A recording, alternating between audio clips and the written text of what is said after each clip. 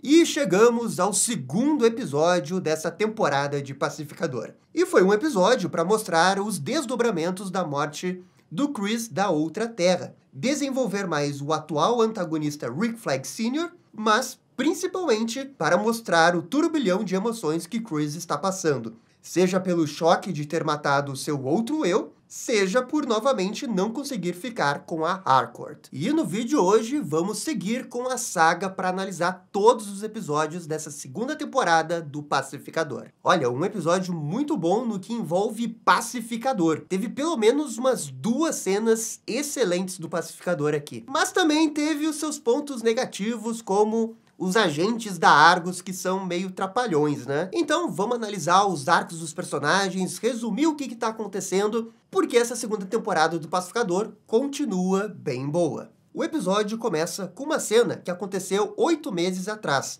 quando Rick Flag Sr. foi nomeado chefe interino da Argus. Temos até a cena em que ele faz seu juramento na Casa Branca. Aliás, essa rede de notícias, a KWUE, é a mesma que tinha aparecido na primeira temporada. E o Flag Sr. mostra de cara que tem diferenças comparado com a Amanda Waller, como, por exemplo, usar a estrutura da agência por motivos pessoais, já que a primeira coisa que ele pede é o arquivo, o relatório da morte do seu filho. E eu especulo aqui se toda essa motivação, essa vingança que ele está praticamente fazendo aqui, vai acabar sendo a sua ruína no final da temporada. Ao abrir o arquivo extremamente bem detalhado, temos flashbacks do filme O Esquadrão Suicida. E calma, pessoal, que isso não significa que o filme inteiro do Esquadrão Suicida é canon. O James Gunn já falou que o que é canon é a cena que aparecer. E isso é importante porque esse flashback não canoniza a Arlequina do DCU. Toda essa missão aí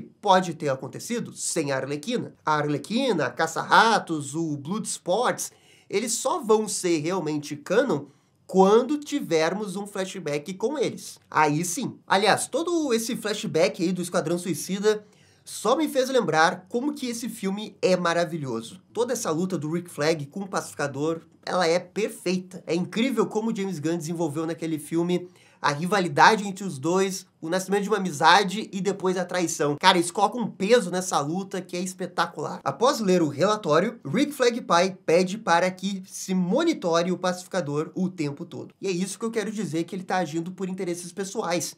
Cara, isso daqui é meramente vingança com o Pacificador. Aquela cena que tem no trailer que o Rick Flag luta contra o Pacificador tem tudo pra ser no episódio 3 ou no episódio 4. E toda essa cena, ela serve, né, pra desenvolver os motivos do Rick Flag Sr. Por que ele tá tão obcecado em caçar o Pacificador? Tá aí. É uma boa cena e é uma cena importante pra mostrar o sentimento dele. E não ficar só no papinho de, mas você lembra que esse cara aí tem um filho que morreu por causa do Pacificador? É importante mostrar o sentimento, é isso daí, a gente quer ver sentimento. Só que eu também fico pensando se não tem um segundo motivo do James Gunn ter mostrado esse flashback aí também. Será que não existe nenhuma possibilidade do Rick Flag Jr. aparecer? Porque tem toda uma outra terra aí. Ele pode estar vivo. Até na internet estava circulando a teoria que o namorado atual da Harcourt é o Rick Flag Jr. dessa terra. Talvez esse seja o segundo motivo do James Gunn estar querendo mostrar o flashback do Rick Flag Jr. Não só para motivar as ações do pai, mas também para mostrar que existia uma rivalidade com o Pacificador. Agora, aquela minha preocupação que eu falei no vídeo anterior sobre os antagonistas da série, isso se manteve no segundo episódio? E a minha resposta é, infelizmente, sim. O episódio ajudou a aumentar um pouco o nível da ameaça do Rick Flag Sr. Você entende mais os sentimentos dele, e na questão de motivação é irretocável, é isso aí. Ele tá querendo vingança e beleza. Mas ainda nesse episódio eu não consigo ver uma grande ameaça. Ainda mais porque nesse episódio ele enviou uma tropa pra invadir a casa do Pacificador, que não tinha ninguém, só o Eagle, e os caras apanharam. Aquela tropa ali é quase a tropa dos Trapalhões. Então eu sinto que ele, como antagonista, como força maior, ele não tá conseguindo levar, sabe? Dar aquela tensão boa pra série. Mas vamos ver os próximos episódios. A gente sabe que vai ter uma luta dele com o Pacificador em algum momento da temporada. Eu acho que ele pode vir a crescer. Depois voltamos pros dias atuais. O Chris entra em pânico por ter matado seu eu de outra terra. Ele esconde o corpo do outro Chris e pede ajuda ao vigilante por telefone. Uma coisa que eu acho que esse episódio mandou muito bem é como matar o seu outro eu afetou o Chris. Quero dizer, ele já matou diversas pessoas, ele já está acostumado com isso. Só que matar ele mesmo realmente o afetou. No dia seguinte, Adebayo visita a casa da sua ex para pegar algumas de suas coisas. Contudo, ela encontra Kia, que não está nem um pouco feliz em vê-la. As duas têm uma pequena discussão, que começa a partir da definição de terem terminado ou dado apenas um tempo. Flashbacks de guerra de Friends, né? Coitada da Adebayo, eu tô achando que a Kia tá sendo muito injusta. Eu tô total do lado da Adebayo. Quer dizer, a Kia ficou braba com a Adebayo porque ela fez o exposed da Amanda Waller e acabou com seus planos de mudar pra Gotham City? Meu Deus, mas quem é que faz um plano tão idiota como esse? Se mudar pra Gotham City, tá maluca? Quem é que quer morar naquele fim do mundo que um palhaço fica soltando gás no riso e quando você vê, acorda com um sorriso na cara? Pior lugar do mundo pra se viver. Ela tinha que estar grata com a Adebayo porque ela pode ficar morando em Evergreen. Caraca, ela não consegue ver isso? Até mesmo o plano absurdo da Adebayo de fazer uma agência de espionagem é mais negócio do que morar em Gotham City. E até o Batman vai concordar com isso. Olha, esse casal não tá com jeito que vai voltar. Porque até quando a Adebayo tenta dizer que ainda ama, a Kia simplesmente ignora. Pô, se fosse comigo, acabou, já é. Mas como é série, ficção, vamos ver o que o James Gunn tá pretendendo fazer com esse relacionamento. Mas olha, se eu fosse apostar, eu diria que esse casal não vai voltar, não. E é até melhor pra Adebayo. A outra mal valorizava ela. Na sequência, tem essa cena da Harcourt sendo abordada por uma mulher no mercado. Ela acha que tá apanhando do marido ou algo do tipo. E isso causa todo um desconforto, porque não é nada disso que aconteceu. A Harcourt briga achando que a outra tá realmente se projetando nela. E todos ficam olhando. Sobra até pro cara que trabalha na loja, que é chamado de Beaker. E ok, a piada do Beaker é engraçado, o cara realmente se parece com o Beaker, mas precisava uma pessoa um segundo depois dizer que é o Beaker dos Muppets? Às vezes o James Gunn tem esse negócio de querer ficar explicando a piada e precisa explicar a piada. Se a pessoa não entendeu a piada, ela só coloca no Google ali, Beaker, ela vai ver a foto do cara lá do Muppets e daí ela vai rir, porque de fato os caras são parecidos. Mas não, tem que ter explicação, né? Ah, beleza, vai, né? Cada um. A Harcourt está no mercadinho para comprar umas coisas para a festa que vai fazer à noite. Na saída, ela encontra um cartaz dizendo que ali tem vaga para atendente. E justamente ela que precisa de dinheiro. Oh, cruel ironia! Quando ela encontra um lugar que ela pode trabalhar e ganhar o dinheiro que ela precisa tanto, ela faz toda essa cena e praticamente acaba com qualquer chance dela trabalhar ali. Ou, se ela acabar trabalhando ali, o que a gente não sabe o que vai acontecer, vai ter todo um climão estranho. De qualquer jeito, essa cena acaba sendo boa pra personagem, pra a gente sentir na pele como que ela tá sentindo. Tudo que ela faz dá errado, não consegue trabalho,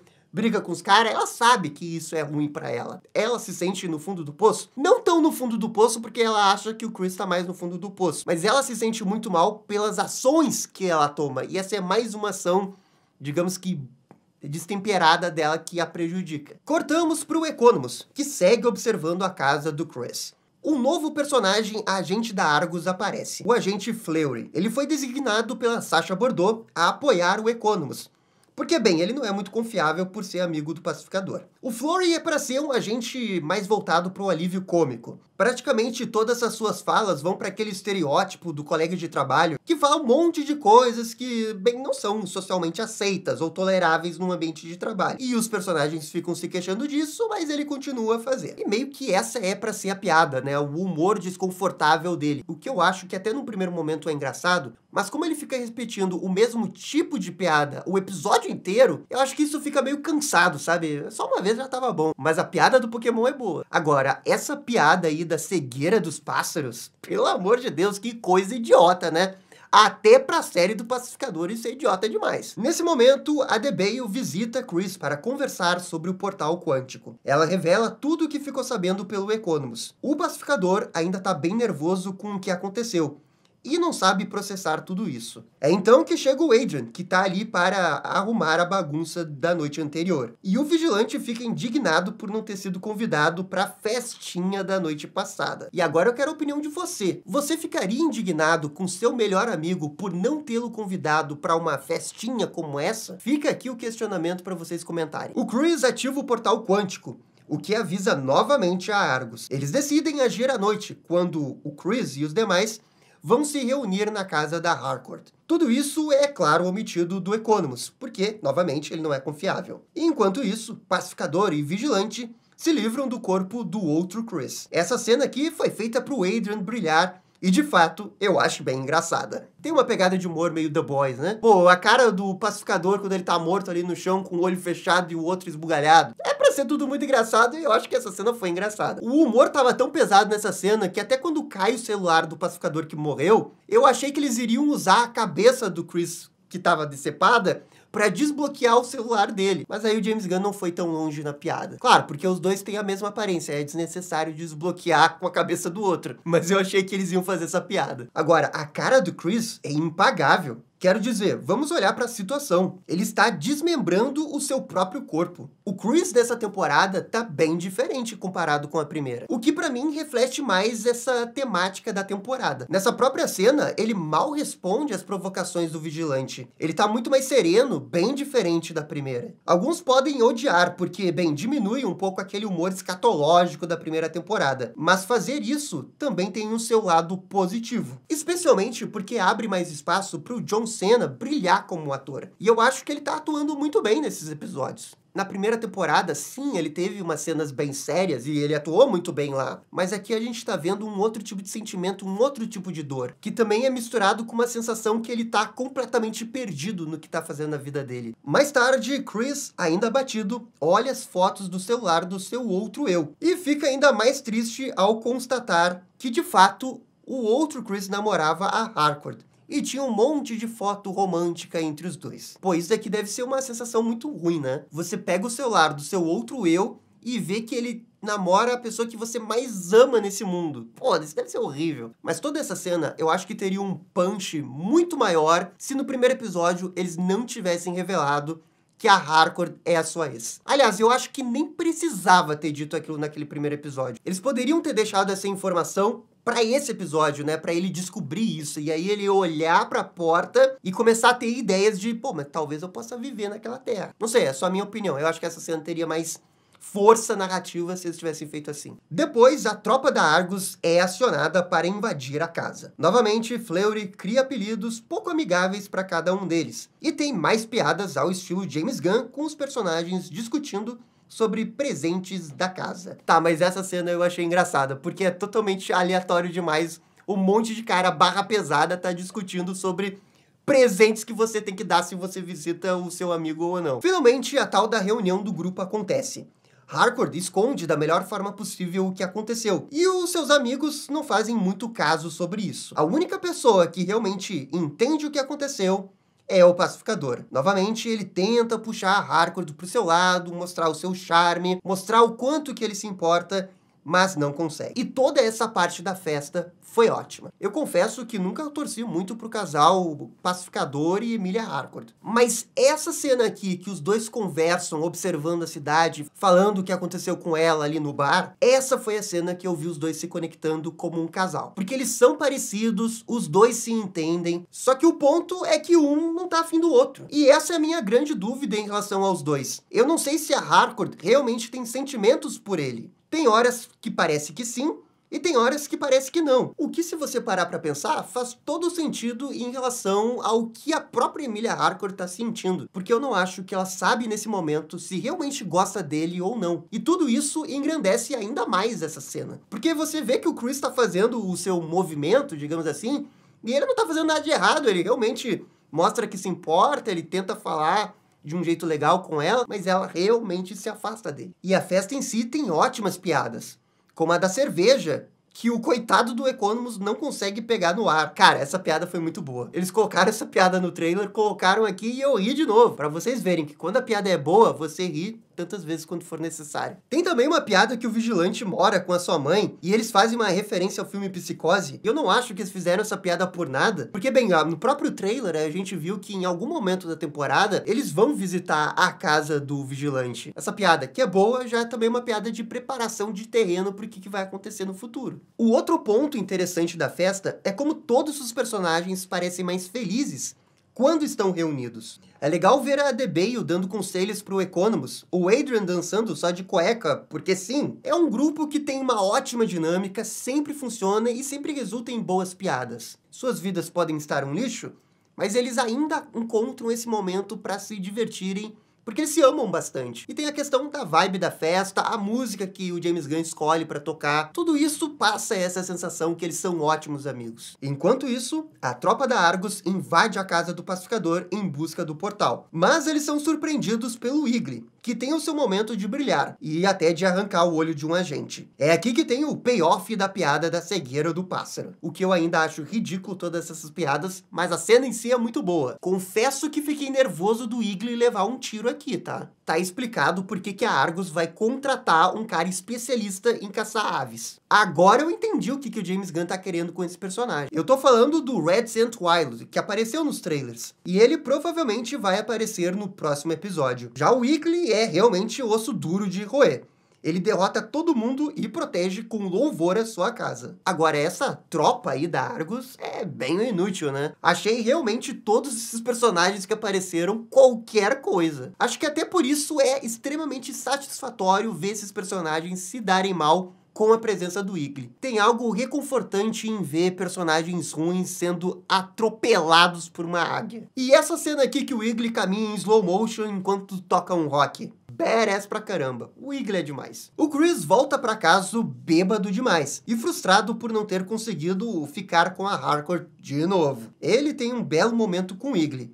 E detalhe aqui que o Pacificador tem um bonequinho do Pacificador na sua cama. Ele cede aos seus desejos e manda uma mensagem para Harcourt da outra terra. Só que como a mensagem não pode ser enviada, ele tem a brilhante ideia de ir até lá. Agora sim, a sua mensagem é respondida e o episódio termina aqui. E convenhamos, foi um episódio mais morno. Aconteceu mais ou menos o que a gente estava esperando que fosse acontecer para esse episódio. Ainda assim, esse episódio teve pelo menos 2 ótimas cenas. A cena que o Wiggly bate nos oficiais da Argus, que eu adorei, e tudo que envolve a festa foi excelente. Adorei a troca de diálogos da Harcourt com o Pacificador. Pela primeira vez vi potencial nesse casal, mesmo que eles não fiquem juntos. Mas é nessa dor deles, na semelhança entre os personagens, que eu vejo o casal ser bem desenvolvido. Eu vejo algo interessante que me mantém engajado pelos dois. E eu ainda acho que pro Chris é um ótimo episódio. O episódio ainda desenvolveu a Adebayo e bem pouquinho o Economus,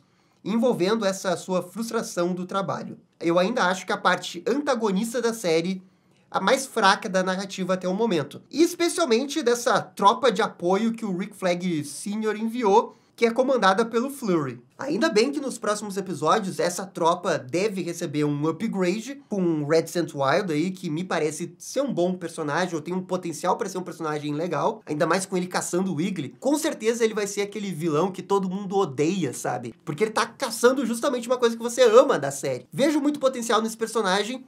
E também tem a questão do Judo Master voltar, que tinha os seus momentos piadoca na primeira temporada. Aí eu vejo o lado dos antagonistas crescer um pouco, sabe? E sem falar que tem ainda um mistério envolvendo o seu pai e o seu irmão da outra terra. Que nesse episódio a participação foi muito pequena, mas eu continuo achando que eles vão ser os vilões reais da temporada. Bem, hora da nota, eu acho que foi um bom episódio, abaixo do primeiro, e pra mim a nota mais justa é 7.5. E esse também foi um episódio com poucas referências, né? Pô, no máximo o canal de televisão e a citação de Gotham. Um episódio com poucas referências. Não que isso seja um problema, mas é curioso. Mas enfim, galera, essa daqui também é só a minha opinião, tá? Por favor, comentem aqui embaixo o que vocês estão achando da temporada do Pacificador até o momento. E no mais, muito obrigado por assistir o episódio até o final. Eu fico por aqui e tchau, tchau! E esse foi o vídeo analisando o 2º episódio de Pacificador. E aí, gostaram? Não gostaram? Deixem suas opiniões nos comentários. E se curtiram o vídeo, deixe aquele joinha e inscreva-se no canal para ficar sabendo absolutamente tudo sobre Batman. Obrigado, gente, e até a próxima. Tchau, tchau.